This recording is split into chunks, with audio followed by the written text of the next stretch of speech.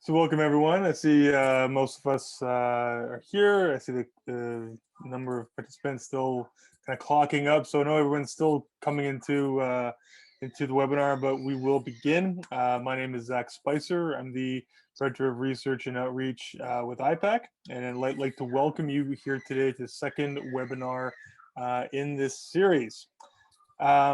This webinar is about the 5 pillars of the inherent right to self-governance. This is the second webinar in the series. Subsequent webinars are happening on June 23rd, September 22nd, and November 17th. A reminder that you can register for the entire series on our website, ipac.ca, to make sure that you don't miss any of the other webinars in this series. Today's webinar is part of the programming for Rebuilding First Nations Governance, which is a national alliance of First Nations communities, tribal councils, academic researchers, and public sector practitioners that was created to support Indigenous leadership and rights holders that have made the decision to transition out from under the Indian Act to their own inherent rights governance. IPAC is proud to be part of this work. Before we begin today, I want to acknowledge that IPAC's national headquarters is on the traditional land of the Huron-Wendat, the Seneca, and most recently, the Mississaugas of the Credit River. Today, this meeting place is still home to many Indigenous people from across Turtle Island, and IPAC is grateful for the opportunity to work on this land. We are pleased to have viewers joining us today from across the country, and we hope that everyone will take an opportunity to acknowledge the traditional people of the land you work and live on. With that, let me hand things over to Catherine McQuarrie, who is the project manager for the Rebuilding First Nations Governance Project and our moderator for today. Thanks very much, Zach. Good morning, good afternoon to all of you, wherever you're watching from. I'm saying hello from unceded Algonquin territory here in beautiful Ottawa. And I'd like to thank and acknowledge the Algonquin peoples for the warm welcome they've extended to me and my family in the years that I've lived here. We're going to start the meeting off in a good way over in Tyendinaga Mohawk territory. We've asked one of our research students to help open our meeting in a good way, and she will be delivering an opening address in her Mohawk language. Over to you, MC. Yeah, Catherine. Gintoko, Severa Honsias, Gathigari Resa, Onagari Yakahawi, the Tinorado, Joknahora, Dasangwari, Nisangwai Disa. Gueguanskati and the Watway Nuni, Niangwat Nigora, Dano de Tinurado, Ni Ongwesoa, Tunonia Niankunigora. The Gueguanskati and the Watway Nuni, Niangwat Nigora, Dano de Tinurado, Ni Yitimistaa, G. Ohanjade, Atonia Niangwat Nigora. The Gueguanskati and the Watway Nuni, Niangwat Nigora, Dano de Tinurado, Ni Gani Coronio, Atonia Niankunigora. A Gueguanskati and the Watway Nuni, Niangwat Nigora, Dano de Tinurado, Ni Gunjo Sua, the Tonani Niangwat Nigora. A Gueguanskati and the Watway Nuni, Niangwat Nigora, Dano de Tinurado, Ni Oderisua, the Tonani Niangwat Nigora. A Gueguanskati and the Watway Nuni, Niangwat Nigora, Dano de Tinurado, Ni Ohonde Sua, the Tonani Niangwat Nigora. The Gueguanskati and the Watway Nuni, Niangwat Nigora, Dano de Tinurado, Ni Onagisua, the Tonani Niangwat Nigora. A Gueguanskati and the Watway Nuni, Niangwat Nigora, Dano de Tinurado, Ni Ojino Sua, the Tonani Niangwat Nigora. A Gueguanskati and the Watway Nuni, Niangwat Nigora, Dano de Tinurado, Ni Gayantosura, Dano Janequa, the Tonani Niangwat Nigora. Gueguanskati and the Watway Nuni, Niangwat Nigora, Dano de Tinurado, Ni Gahiksoa, the Tonani Niangwat Nigora. A Gueguanskati and the Watway Nuni, Niangwat Nigora, Dano de Tinurado, Ni Congirio, the Tonani Niangwat Nigora. A Gueguanskati and the Watway Nuni, Niangwat Nigora, Dano de Tinurado, Ni Garundosua, the Tonani Niangwat Nigora.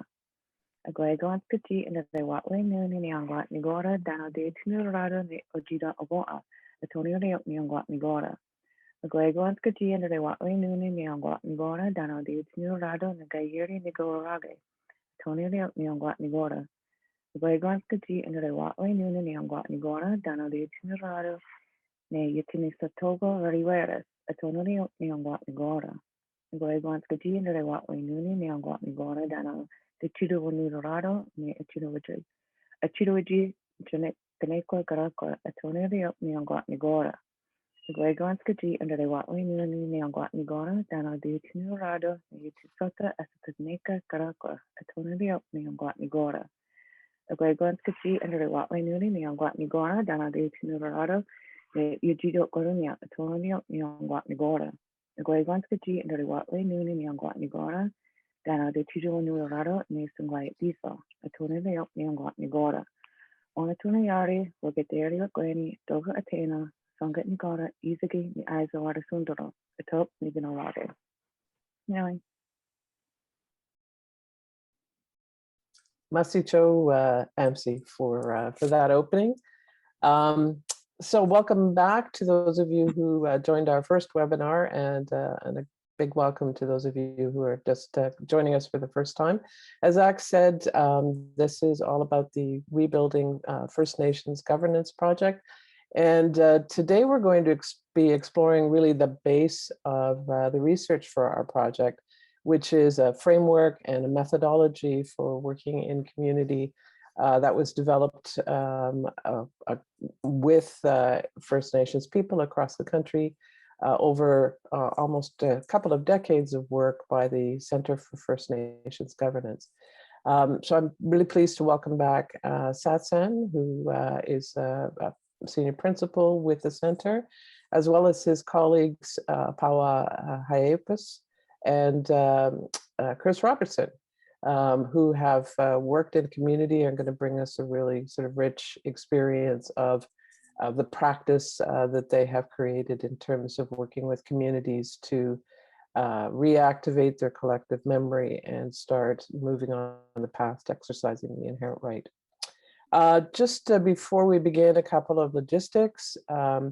Happy to see people chatting in the chat box and exchanging there, but also if you have questions for our panelists, we are going to try and leave a good amount of time at the end to get some few questions in from you. And there is a separate box for that, and we'd ask people to please only use the Q&A box for their questions. And we'll get to those a little bit later on. So now what I'd like to do is start out with Satsan, who's going to actually walk us through the 5 pillars framework. And it's not just a theoretical framework, I should point out, but really an approach to working in community. And so Satsan's going to help us with understanding what's been developed. So Satsan, you know, I think a lot of people, when they think of self-government in Canada, they know that there are already some self-government agreements in place that provide a bit of a model. Some others might be familiar with some of the work that's been done in the United States under the Harvard Project and now the Native Nations Institute on governance there and a model for governance. So tell me, you know, or tell us what's different about this particular framework as you're going through it, and also, you know, what in your mind makes it such an effective way of working with communities on the ground? Thank you very much, Catherine, and welcome to everybody that's joined us today. I appreciate that you've taken time out of your days to join us in what I think is a very, very important dialogue. First of all, I guess the big difference, just to begin, Catherine, in terms of our approach to rebuilding our nations across the country, is that the 5 pillars of the inherent right that we talk about and use in our community comes from our people.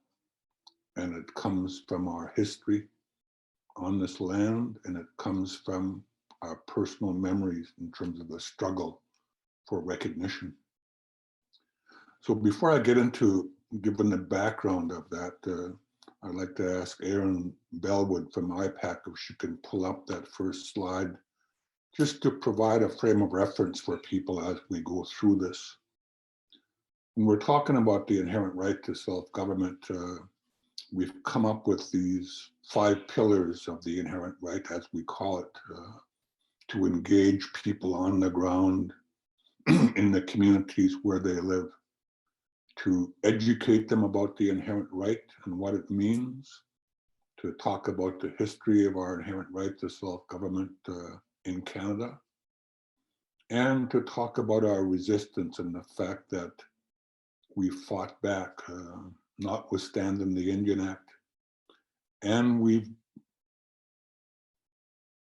achieved the recognition, both in law and in the Constitution, which enabled us to rebuild our nations. So the first pillar that we're talking about is the people.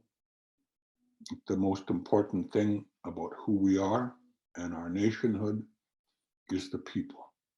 The second pillar is about our sacred homelands, our territories, our land. And thirdly, it's about exercising our jurisdiction under our own laws.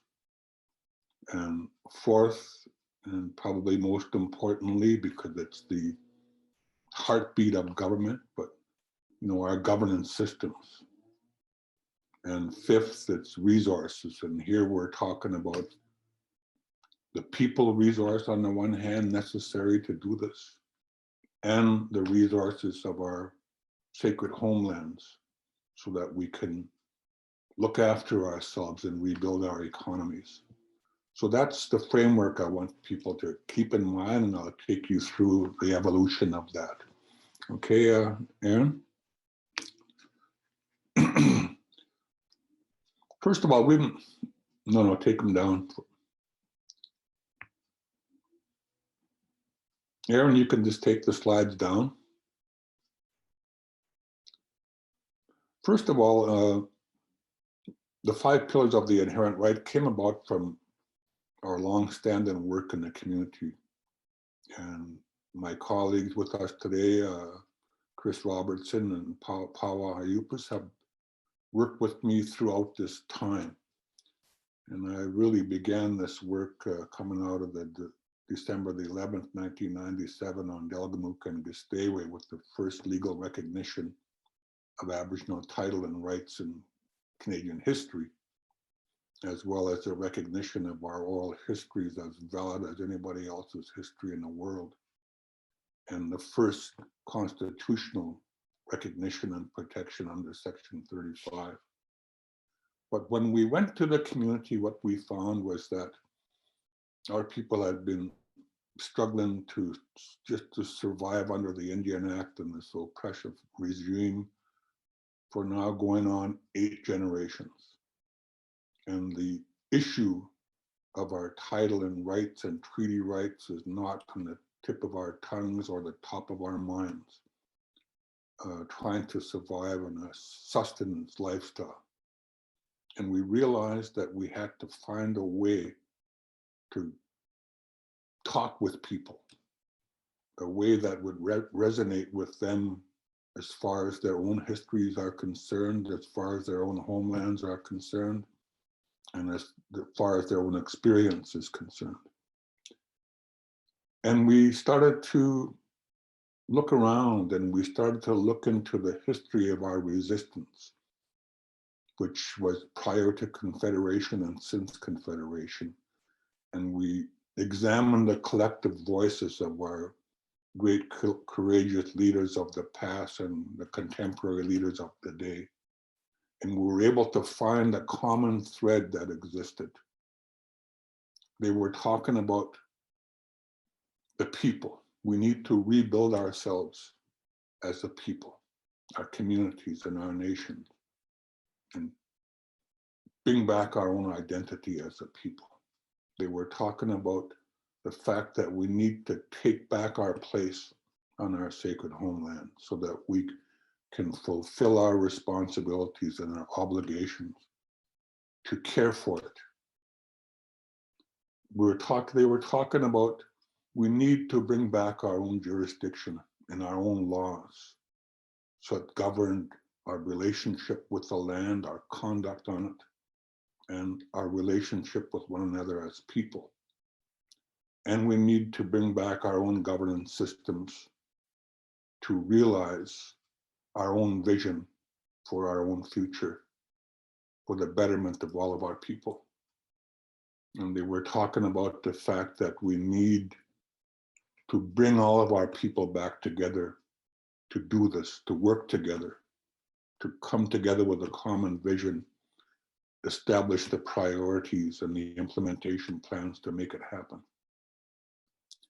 And we need to once again rely on the resources of our sacred homelands, not only to look after ourselves and our people, but to rebuild our economies. So we came up with these 5 pillars and we started to test it across the country, from coast to coast to coast. And we first began with the people by bringing them together and saying, who are you as a people? You know, what about your sacred homelands? What about your laws and your jurisdiction? What kind of governance systems did you have? What kind of people did you need to make this all happen? And how did you utilize the resources of your territories? And we bring them back in their minds to the day before the first settlers arrived on their territories. And we found that people know the dates because it has such a devastating impact on them. So what we do there is use open space to get them to self-define their inherent right. And it's quite a dynamic process because the people get together, they start to talk to one another. It activates their collective memory, because not everybody remembers everything, and they realize they've got to come together. And language becomes so critical and crucial to this. But what happens is they literally paper the wall with their collective memory and their language, re-identifying who they are as a people, talking about their territories in terms of their borders and their relationship with surrounding nations, the history that comes from it, the sacred places, looking after the animals, the fish, the birds, and so on.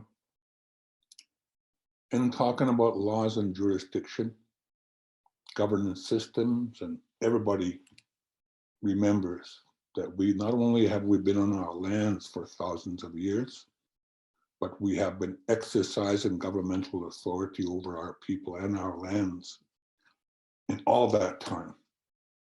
And as far as resources are concerned, we realized that we had all kinds of leaders and experts and experienced people who contributed to the well-being and the dynamics of our own nationhood. So it's a really great exercise that our people go through. The second step that we use the 5 pillars in is to look at the history of our inherent right to self-government in Canada. And basically that's the origin and content of the Indian Act. And in our experience teaching the people on the ground, it's the first time they've ever learned of the fact that of the Indian Act and what it has done to our people. And we go back to a historical time frame starting in 1755, right to Confederation, and since Confederation. And people learning about the Indian Act and the reality of it, that the land that we live on these reserves don't belong to us. And people don't realize that. And realizing that as Indians being born under the Indian Act, that we're born wards of the crown, somebody else has to take a fiduciary responsibility for us.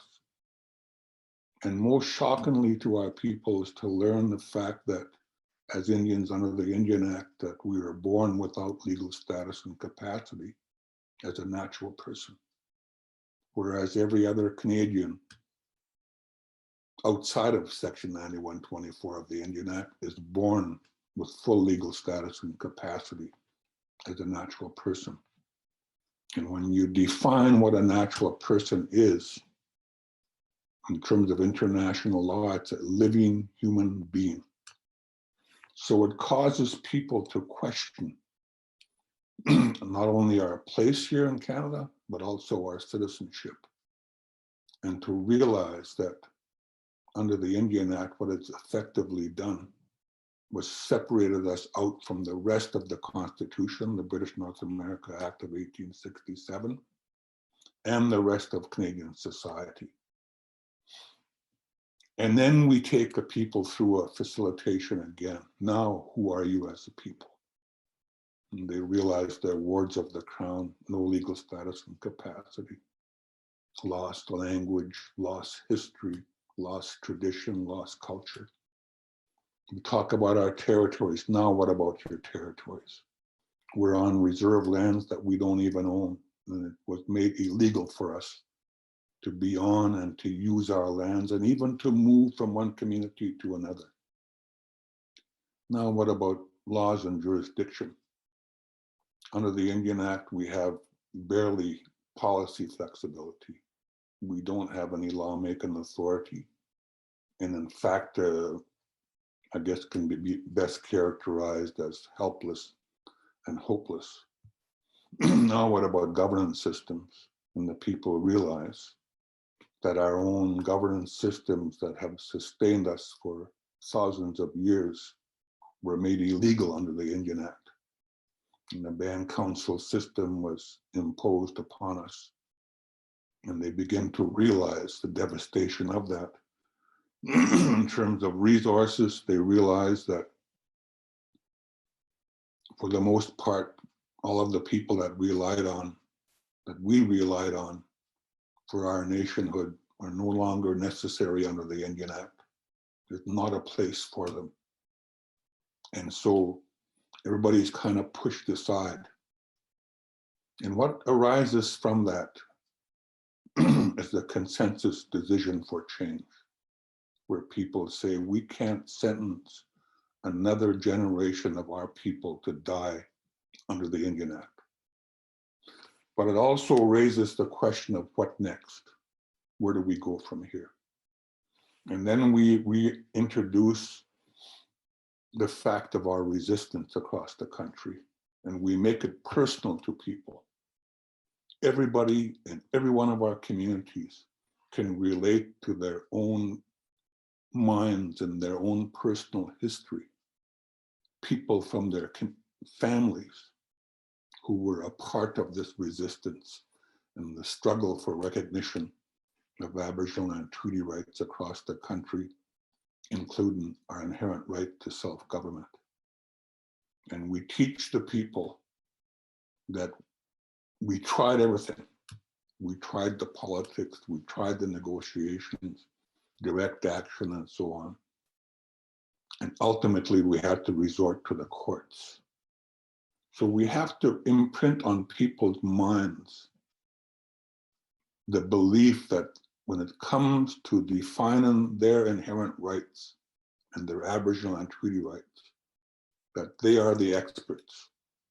Because the only way we can talk about it is in terms of the law and the Constitution, that kind of language.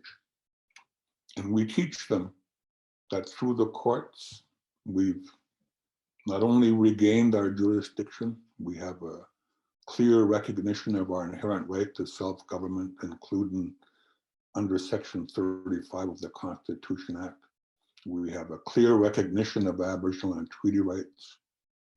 There's a clear procedure within the law and the Constitution to drive negotiations towards reconciliation. Reconciliation between our pre-existing sovereignty as First Nations and the assumed sovereignty of the Crown. And what's important there is the realization from our people that that's our responsibility, that's our job to do, which is to reorganize, re-engage our people, to move out from Section 9124 of the Indian Act to our own inherent rights governance under Section 35. And it's only at that time that we're in a position to reconcile our laws with Canada's. And then we take them back through this exercise again of the 5 pillars. And the people realize that we can rebuild who we are as a people in all its glory. We can take back our place on our homelands and fulfill our roles and responsibilities once again. We can put back in place our own laws without having to negotiate with anybody. It's our inherent right to do so. We can put back in place our own governance systems without having to negotiate with anybody. It's our inherent right. And we can realize at that point, and it does come about, that we need all of our people to do this. So this whole notion of the Indian Act, on reserve, off reserve, goes out the window, and people realize we have to embrace each other as a people from a nation perspective, because we need everybody to be successful in this endeavor for our future. And as far as the resources of our land are concerned, the people realize that we can once again utilize those resources to look after our people and to rebuild our economies. Not only to have a nation to nation to nation relationship in Canada, but also to have a new fiscal relationship. So these 5 pillars of the inherent right serve to activate that memory and vision of our people. And it's personal to them, and it's relevant to them, because it came from our leaders, their leaders. And I'm really proud to say that for myself, you know, these 5 pillars also resonate from the major court action that our people, the Wet'suwet'en Nation and the Gitxsan Nation, brought through to the courts. Because we had to define who we are as a people. And the 5 pillars that I'm talking about here were consistent with the vision and the argument and the evidence that we put forward. So Aaron, if I can get you to pull up those 5 pillars again, I'll take people through that and I'll hand it off to Chris and Pawa. But one of the important things that we attach to the 5 pillars are governing principles. And these governing principles are consistent with what's come from our people on the ground. And what we've learned when we do this rebuilding the Rebuilding First Nations Governance Project is that people, these governance principles serve as a guide as they work to implement. So as far as the people is concerned, the 3 governance principles that we realized working with our people is, number 1, strategic vision. People have got to know where they want to go in order to get there. Otherwise, the old saying that any road will take you there. There needs to be meaningful information. In other words, it has to come from the people and it has to be a part of the people. And the people have got to be participants in the decision making as we move forward. Secondly, with the land,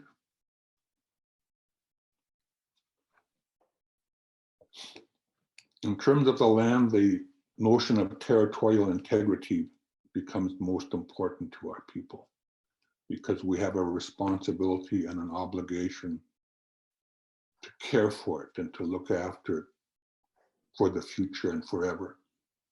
We need economic realization so that we can rebuild our economies and be responsible for our people once again, so that they have the same level of services as Canadians have gotten used to.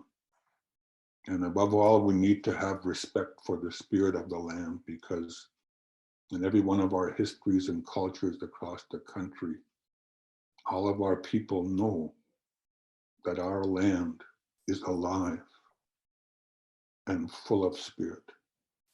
And what a part of our job is to care for that. Number 3 is jurisdiction and laws. Satsan, can I just give you a minute heads up here? Yep, I'm just about Thanks. done here. Okay, thanks. Laws and jurisdiction, and it's interesting, when we did Delgamuukw and Gistaywe, we argued that our right come from our law to begin with, and the court that first said, the Supreme Court of BC, that well, we couldn't have had laws because we weren't sufficiently civilized. And we've moved from that place to now where it's clear we have laws. We've expanded our jurisdiction, we've regained it. All we need to do is to put it back in place. Okay, Aaron, number 4. In terms of governance systems, the principles that are clear right across the board. Transparency and fairness was a hallmark of our own traditional systems of governance. We need result-based organizations. There needs to be cultural alignment of institutions. In other words, people have got to be able to see themselves in it. It has to connect to their history and to their memory and to their language. There has to be effective intergovernmental relations as well. Okay, number 5. In terms of resources, of course, we need to reach out and bring back and rebuild our human resource capacity in order to do this. We need financial management capacity, not just to account for grant monies, but to start to manage wealth and to manage our own governance. There needs to be performance evaluation measures in place so that we can track our progress, that we can always be getting better and better and better. And there needs to be accountability and reporting, because there's no doubt, as far as our inherent right to self-government is concerned, that right belongs to our people, collectively and communally. And there needs to be a diversity of revenue sources. We need to be able to start to use the resources of our land to rebuild our economies. And we need a new fiscal relationship with Canada to have our rightful share of all of the resources and the tax dollars that are generated off of our lands and resources. So I hope that makes sense to everybody, and I hope that it sticks in your mind, because it certainly does when we engage our people on the ground, because it's theirs. It's their inherent right to self-government. And these 5 pillars are a framework to have that dialogue. So thank you, Catherine. I hope that makes sense, just in terms of the way you brought me forward. Thanks very much, Satsan. And the questions are starting to pile up in the question box, which is the far right-hand side at the bottom of your screen. But before we get to those, I want to invite now Pawa and Chris into the conversation, because they have done so much of this work with Satsan and leading workshops and youth discussions and elder and youth discussions. And really what strikes me, given my background in self-government negotiations, is how grounded this is in community experience. So Aaron, I guess you want to keep the slides up for Pawa, but I don't see Pawa on the screen yet. But I'm assuming you can hear me, and I will say, I know you've worked a lot with youth and with community members using this framework. But I would imagine governance is kind of a hard thing for the average person to kind of get into. So I'm very interested in your sort of actual experience on the ground, engaging community members in conversations like this, and what has the impact been, some of your specific experiences with that. So over to you, Pawa. Thank you, Catherine. And also thank you, Amzi, for a beautiful prayer to get us started today, and Satsan for setting the context for this important conversation. I think because our people for generations have been, under different names, been fighting for Aboriginal rights and title and our land and the stewardship responsibilities that Creator gave us, that a lot of people are familiar, and maybe they don't have the language yet, but they know that governance and nation rebuilding is needed and essential. And I find that young people especially are really hungry to network with other like-minded people doing similar work in the community. So when we have opportunities to bring people together, you know, those relationships continue far after our gathering. And I just want to start by sharing a little bit of a story of language revitalization work that we did with the Mohawk youth in Montreal.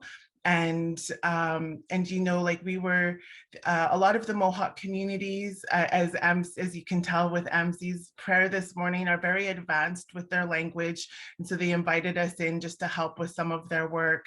And it seemed to coincide with some of the Montreal riots that were happening. And we were located downtown. It felt like right smack in the middle of it all. And one of the elders had, you know, said, close those curtains. That's not why we're here. We're here to focus on our culture and our language revitalization. So in that sense, sorry for that, the curtains were closed, and then everybody just put on their moccasins, the young people and myself included, and we sang and danced, and without those disruptions from the outside. So, you know, we know this work is important. Our elders guide us when we're there. We invite them into this journey with us, and the youth want everybody with them. They want the elders, they want the language speakers and the leadership to be a part of it and to hear what they have to say. And in terms of this quote here on this slide, you know, a lot of our governance is, if pre-contact, if it's written on the land, on the landscape, a lot of the work that we've done at the center is to connect the young people and do our community engagement on the land and doing land-based activities. And we do that by inviting young people or inviting a community person to help us culturally align, because it's, as you know, there's such a diversity of First Nations. So we kind of have this framework and then we align it with the community. The community is really the driver of that. And a lot of our activities, if you could go to the next slide, please. Erin, thank you. You know, that involve these land-based activities have been things like crabbing or fishing, collecting medicines or medicine walks. We've done cultural exchanges, as in this picture here. This is at Nisga'a youth in the Danaha territory. And also we've done mock potlatches, and these are all things that the communities wanted for their young people. So we often tell the stories on the land that the stories come from, and it just really, and some of those stories are also, you know, impacted by the Indian Act. And so that naturally creeps in to the work that we're doing, like we can't avoid it. And so this here is also taken from a Mohawk territory. Band council is not sovereignty. A lot of our people really understand that. And so I think when we're hosting these forums, it's just giving people a place to come together and have these conversations and talk it through and get to that strategy place of focused action.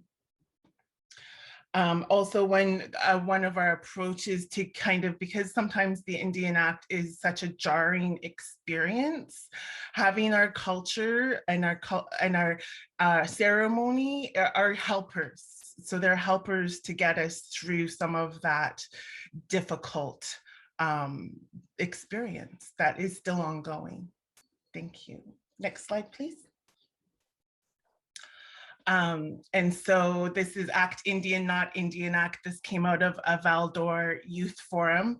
And, you know, our people know, okay, it happened, but we've got to get our mind and our heart and our spirit in a decolonized place, and eventually to an indigenized place where it all belongs to us. And so I think one of the big pieces of bringing our people together is just being, sometimes we are located in teepees. We've done work in roundhouses, lodges, big houses. So it's, you know, when we do the work in these cultural locations, it's just, I think it really amplifies getting to think in that inherent right frame of mind. And just one last note is that the when we connect the people to the land, it seems like all the other pillars fall into place. Next slide, please. And I'm going to give you a 1-minute warning now too, Pawa, sorry. Okay, thank you. So I think that we're able to use a lot of the processes and methodologies in getting into small groups, but it's really digestible for people of all ages. And I'll leave with one story of a language or in Nigagusima in Ontario region. We met in their roundhouse and we had story time at night.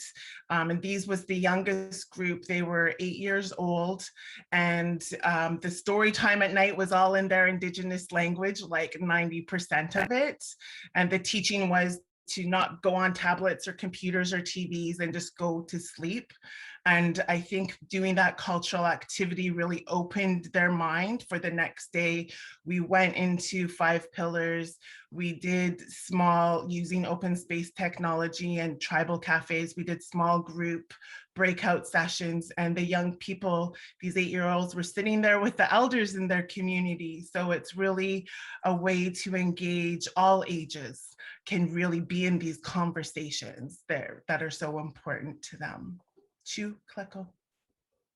Great, thank you very much. Well, you've left us at a good place, Pawa, because we're going to turn to Chris now to actually sort of talk about some of that sort of specific group process that that he and you and others have been applying in this work. And in fact, Chris, coincidentally, one of our first questions up from folks is similar to the one I was going to ask you. And, you know, so if you could sort of kind of describe what's different about the processes that you use for community conversation and working through the framework. But particularly, you know, I think people have seen lots of sort of community development, community capacity building processes over the decades. So what is different about this one? Sure, thanks, Catherine. And thanks everyone from across the country for taking time out of your schedules to join us this morning, at least where I'm from, it's the morning. So we use a variety of processes, from simple group work to something we call World Cafe. We put it in the context of Tribal Cafe. And of course, open space, which Satsan had mentioned earlier, as a means to facilitate conversation among participants. But firstly, I'm a believer in breaking up and breaking out. And by breaking up, I largely mean that in our sessions, we find that participants naturally coalesce into their comfort groups at community events. They sit with family and they sit with friends and those they share like-minded views with. I want to provoke a bit of discomfort among people by randomly distributing them into other groups. So more often than not, It's also a way to keep the conversation mindful and respectful among participants when they're engaging with those they're less familiar with. It also promotes a diversity in opinion being shared around as opposed to being isolated just to the group that you're familiar with. I also don't keep participants in the same group throughout the day. I randomly distribute them over and over. This also helps break up some of the social barriers that we see in our communities. And people end up working with others that they may have never engaged with or certainly have been separated with through various circumstances that, you know, we're also familiar with in our communities. By breaking out, I mean that this refers to breakout groups. They can be as small as 3, but largely no larger than 7. It depends on the number of participants and the physical space we have for it at any given event. For example, we might have a group of 25 people at a session. So I'd want around about 5 groups of 5 people. I'll randomly count people out. The ones go to group 1s, the 2s to group 2, et cetera, and each group will address questions related to the 5 principles. For example, when we present on the origin and the content of the inherent right, we'll propose a number of questions for people to imagine and discuss among themselves. For example, number 1, what was life like for our people before contact? Number 2, what were our lands and our territories and our natural resources? How were they understood? 3, what laws were in place and how were they created? How are they managed? How are they enforced? 4, describe your systems of governance pre-contact. How is the infrastructure organized in your community back then? And finally, 5, what human and other resources were available to us? So the origins and the content of the inherent right exercise particularly is critically important for participants because it provides everyone with the opportunity to share their memories and their stories with each other. It helps them imagine the lives of their ancestors before contact and before the Indian Act, and it firmly places the understanding of their inherent rights in the context of place and time and its uniqueness to their own First Nation. Imagining life before contact and discussing it helps them truly understand what inherent rights mean. And it instills that collective understanding among the community of what their rights were, and most importantly, what they still are today. It's from this they can help rebuild their future on. Remember, we're a storytelling people. We also reinforce those stories through a variety of ways like songs, ceremonies, stories, and most importantly by repetition. And that's what we use in our work with communities. We repeat our work constantly. We repeat the 5 pillars over and over again. Rinse, repeat, rinse, repeat. And that has proven to be a very effective method of passing on information. So we use questions related to each of the 5 pillars for all the presentations we give.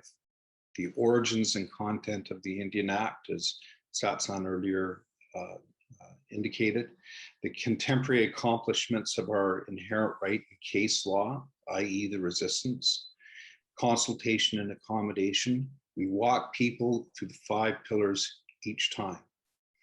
By the time we're ready to collectively gather the community together in the open space process to determine and strategically plan their own future, they're very well versed in the 5 pillars of their own particular inherent rights. The open space process, for those who are unfamiliar with it, largely invites the community to set their own agenda around the theme of becoming self-governing. The people, again, our first pillar, they're the ones that propose the topics. They're the ones that discuss the issues. They come up with the ideas and the solutions, and they create the plan. As facilitators, we just set up the process, and then we stay out of the way. while they work together in ways they often haven't since contact. It's a powerful self-managing process that restores the responsibility to the people who have largely had their responsibilities removed from them many generations ago, and it works brilliantly in our community. At least that's what we have found. 1 minute So for you, Chris. Sorry? 1 minute for you. Uh-oh. Uh-oh. So every open space session that we've ever facilitated, it's always ended with collective community spirit, goodwill, accomplishment, most importantly, hope. I think one of the other questions, Catherine, you were going to ask was, how does this differ from other community development or capacity building processes? Yeah. Yeah, sure. Many community development processes only focus on an exclusive group of people. For example, leadership, administration, boards, service departments, and it's largely run by facilitation processes that controls or tries to achieve a predetermined outcome. We don't do that. We focus on educating participants first, giving them exercises to follow, and to collectively work through so they can embed that information within themselves and articulate their own ideas, their own approaches to exercising their inherent rights. We also underscore that the information we share can't be only to the exclusive. For the 5 pillars of the inherent right to work with all the jurisdiction and authority it has, it must be shared with and implemented by the people, the rights holders. They are the foundation, they're the key pillar. While the exclusive are technically part of the people, they don't collectively hold or have any authority to decide on what their people's inherent rights are or what they can do with them. So governing under the inherent right must be done very differently than what we have under the Indian Act or what we see with other current systems of governance. Our governance must be done collectively and in whatever way our people determine it to be. So our collective type of governance is an enormous responsibility to understand, to establish, and to practice. And it's distinct from the rest of Canadian society. While we did it for millennia, to restore and rebuild it will take enormous effort.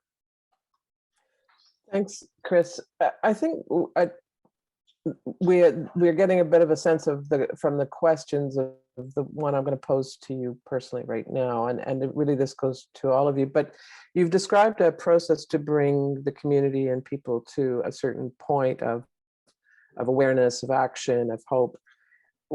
But practically, how does that then translate into kind of the plan of going forward and implementing a plan, and who's involved in that process? And I put that to any one of you to answer. Chris or Satsan first. Yeah, that's really important, Catherine, because the whole point of the 5 pillars exercise, the way we roll it out, is ultimately to create a consensus decision for change, because that's the most important thing. If people don't make a decision to change, they're not going to. And so that education around the Indian Act is so critical to that. But when we start talking about the fact that we've regained our recognition and our jurisdiction and our inherent right to self-government, it's important for the people to realize their own vision as far as that is concerned, and to be able to articulate common vision, to be able to organize it so that they can establish priorities, and then to be able to give good strategic direction and clear mandates to get it done. And ultimately to literally, they create the inherent right implementation strategy going forward. That's the most powerful thing to come out of this. And of course, when they have that, then they can start the work of breathing life into their laws once again, to put them back in place their own governance. And realizing What is their own future. but the role of the existing leadership or the traditional leadership in this process? Maybe you could just touch a little bit on that for a moment. Well, I think the really interesting thing that happens here is, and Chris alluded to it, in our time in Canada and our time under the Indian Act, they've compartmentalized us into all these fractured pieces. When we bring our people together, they realize that we need to come back together as a people and as a nation. And we need everybody just as we did before. You know, so in our sessions, we have little kids there, little toddlers running around. We have young people, mums and dads, grandparents and elders. The whole community comes together. And it breaks down those barriers. In fact, you know, under the Indian Act, when we do that session, what we witness is the elders standing up and embracing one another, shaking each other's hand and saying, "I'm sorry." I finally realized that the way we conduct ourselves with one another under the Indian Act is not of our own doing. And yeah, so it's all about people. Yeah. And in some cases, we've even had leadership confess that they want to be the last of the Indian Act leadership. They, you know, that's a fairly powerful confession to make within the community, and it's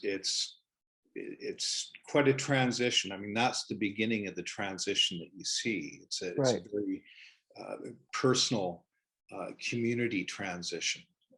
It's an emotional and mental transition that you see start emerging. And we will be coming back to the whole question of implementation in one of our later webinars. Sorry, Satsan, you want to get in? Catherine, this relates to the work that Pawa does with us and working with the youth, and the realization that comes from the people is that we need to begin to start to train a new generation of leaders, inherent rights leaders. And we need to move away from this Indian Act type of leadership, which just doesn't serve our people. And I think that that's also a critical thing, because this may take us generations to accomplish. Sorry, Pawa, did you want to take a moment? No. There's some terminology that I think it's important to maybe touch on and just quickly get a definition. There, one of the questions, but there were a couple of questions related to this, you know, the wanting to understand how the 5 pillars relate to self-determination. And then, you know, in your view, does self-governance and self-determination mean the same thing? Okay. So, and then I think having these basic definitions is important for going forward in some of these conversations. Satsan? Well, I think they go hand in hand. Self-determination is the right to make decisions for yourself. And that's part of what we get people to exercise, is the right of self-determination to put back in place our own inherent right to self-government under our own governance systems. So, you know, I think they go hand in hand. Self-determination is like the activity, and it's that mental liberation process up to organizing for self-government. And it's what we like to ignite when we go into the communities. And it's not something that happens immediately. It's a bit like a dimmer switch. Really, and we help the community turn the dimmer switch on, and you can actually watch it emerge at the community level. And I think the other important part here is self-determination that word has been defined all kinds of different ways. You look Right. into the Declaration on the Into the Rights of literature. Indigenous People. Hmm. What's different about the way we work it is we put it into action. Right. So there are so many good questions pouring in, and we're not going to get to all of them. And for those of you who have to leave us right on the hour, thank you so much for being in. We will go just a tad bit longer so that we can squeeze in one more or two more. Someone writes, in passing conversation with a fellow community member, his concern for self-government is that we won't have anything. And I think we've heard this before, that a lot of the worry, and particularly if people are actually having to vote on self-government agreements and that sort of thing, is, it's better the devil you know under the Indian Act than this nebulous future. It strikes me that your process and your pillars approach addresses some of that, but maybe you could just talk directly to that question of how scary is it to embark on self-government? Well, one of the biggest barriers to change is fear. And we encounter that all the time. And that's where we come up with the realization that we have to educate our people about the history of our inherent right to self-government in Canada, which is basically the origin and content of the Indian Act. And as I said earlier, when we go into community to do this, we always begin by asking, who's read the Indian Act? And at most, we've seen 6.5 hands go up, one kind of hesitantly. And I say to them, you need to read this. You need to understand it because it regulates and governs every aspect of our lives under the Indian Act. And when we teach them about it, the whole powerful thing that comes from it is a consensus decision for change, because that fear gets pushed aside when it's replaced by understanding and knowledge. And when we look at what we can do with our inherent right to self-government, people realize we can rebuild who we are as a people. We can rebuild our communities, we can rebuild our nations, and we can look after one another once again. And we need to have a new relationship with Canada. And we have that ability. We have that right. So Satsan, the last question I want to get in, because it builds off that, and it's the opposite side of the question for non-First Nations Canadians, the average Canadian who might fear what the exercise of the inherent right to self-government will mean for them, their losses, an imbalance, whatever. What is at the root of those fears? What do you have to say to them? Well, we have to educate the public as well. I mean, they're just as ignorant about all of this as anybody else. In fact, I would argue more so. They have not learned about the fact, the origin and content of the Indian Act. They don't understand what we're fighting for and struggling for. And when they learn about it, they're equally shocked. And I think we have to teach Canadians as well, because I believe when they understand it the way we can teach it, they realize the injustice of it all. And this fear gets pushed aside in favor of a sense of justice, for justice. And they will support and realize that if they want to have a better Canada, then they got to support the inherent right to self-government. And we need to work amongst our people. It's going to take a long time. And sometimes when I think about it like that, I don't care what somebody else thinks. We've got an important job to do. But the fact is, we've learned Reconciliation in terms of Aboriginal title and treaty rights is a constitutionally and legally enforceable obligation. And if we can bring people there, that's when it'll make a difference. Mhm. But they will also make a difference in the quality of people's lives, better programs and services, and as you said, a better Canada. I want to underline one last thing, because I think this is the key to our work. And that is, under the Indian Act, when we teach our people and they realize that our ceremonies and our governance systems were outlawed under the Indian Act, and Christianity imposed upon us. The reality of our lives right now in our own communities is, for the most part, those churches are abandoned. Religion has abandoned us. And there's this almost like a wasteland that we have to navigate through. And what we've learned here is the importance of ceremony, that we need to bring back our ceremonies, and we need the support of our medicine people and our spiritual helpers.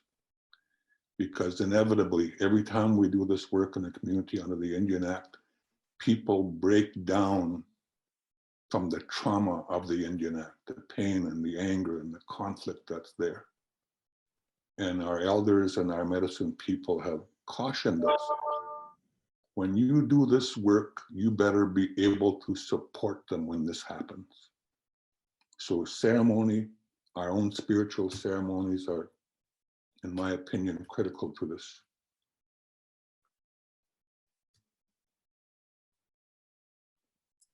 Thank you. Unfortunately, we have absolutely run out of time now, so I will regretfully close off this by thanking Pawa, Chris, Satsan for your time today. Letting people know that our next webinar, as Zach said, is June 23rd, and we actually will be going in depth on the Indian Act and its impact on First Nation communities in Canada. So that's bound to be a deeply interesting one. Thank you, everyone in the hundreds who joined us all across the country and from around the world. Really very honored to have your level of interest. We will endeavor to answer the questions that we didn't get to today. We'll send off some notes in writing. And for those of you wondering, yes, this has been recorded and it will be available to watch again or to share with friends, both on the RFNG website as well as IPAC's website, and look for it in a few days. So thank you all very much, and I wish you all a great rest of day wherever you are. Be safe, take care of one another. Thank you.